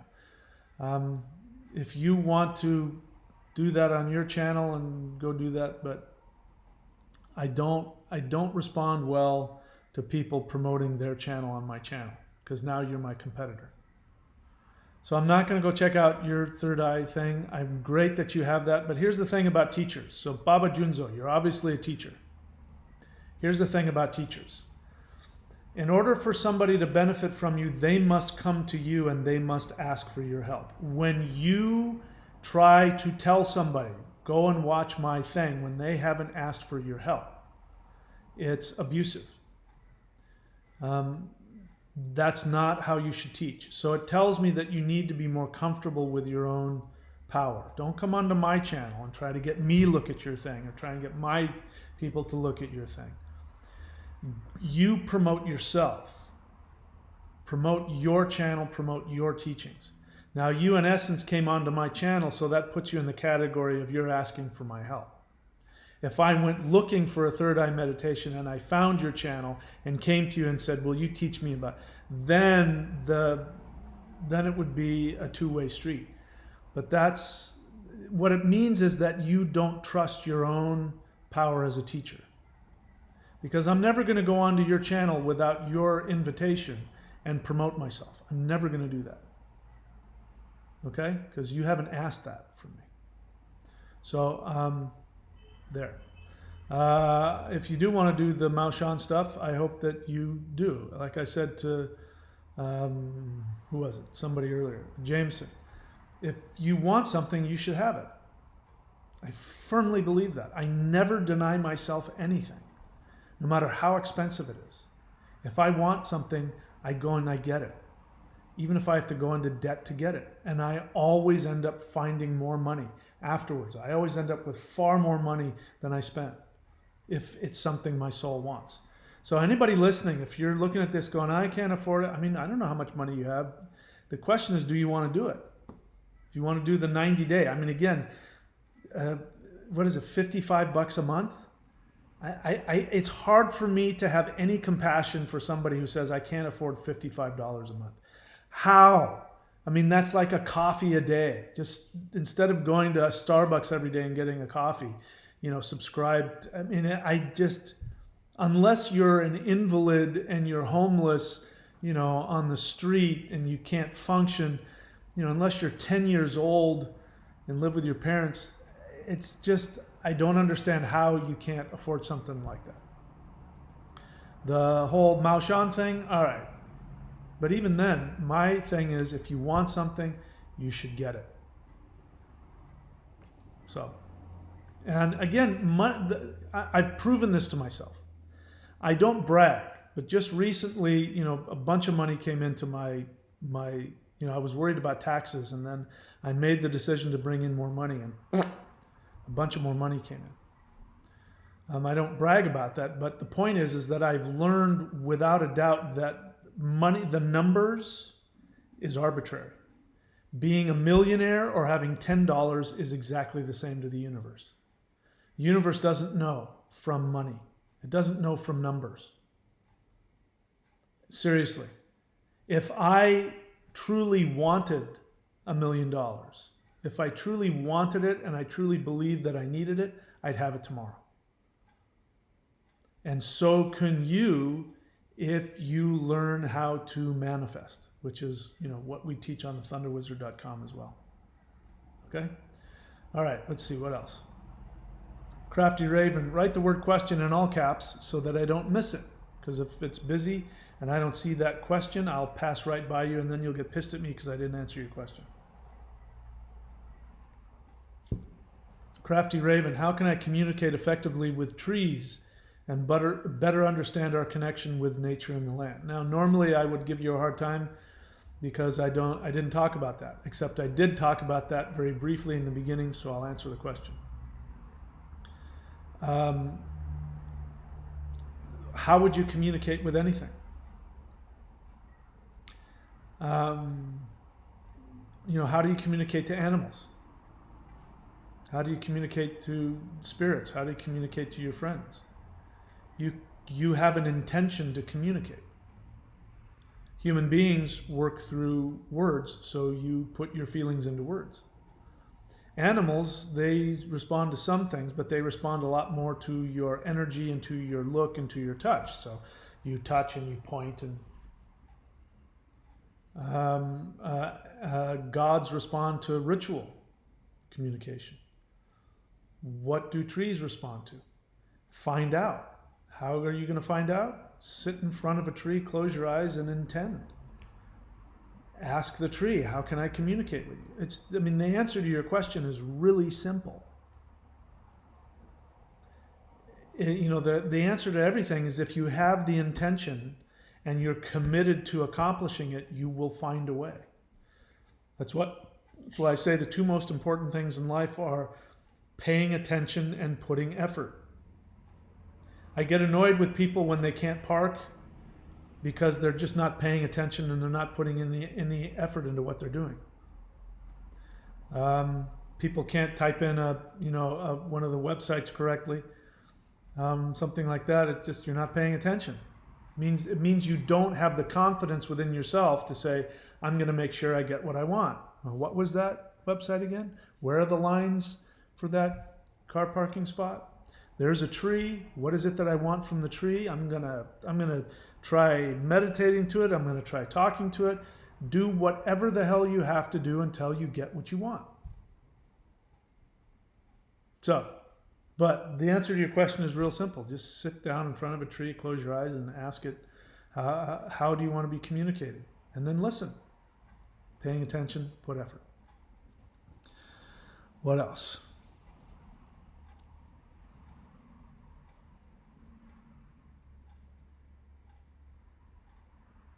All right, no more questions, so we're done. All right, everybody, thank you so much for showing up. And I've done all what I'm going to do. Again, subscribe at whatever level you want. That's what keeps me on the air. That shows you how old I am. That's what keeps me on YouTube. And yeah, I'll see you when I see you. Let's see, what do we want to do? Let's do this.